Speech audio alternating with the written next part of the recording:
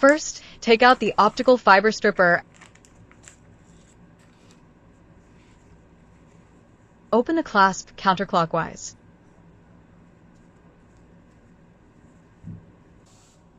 Obtain a 1.5 mm 6-angle wrench insert into the adjustment hole. Turn clockwise to increase the diameter of the stripping hole. Turn counterclockwise to reduce the diameter of the stripping hole. The initial state is usually the minimum hole position, which needs to be adjusted clockwise to increase the hole position.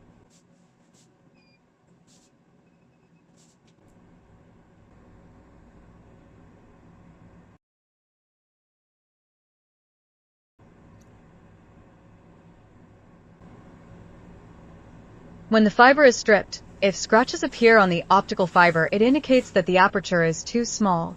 If it is difficult to strip, the aperture is too large.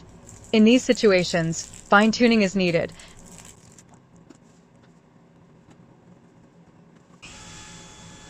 After adjusting to a suitable aperture, the coating can be easily stripped off, leaving no scratches on the fiber surface.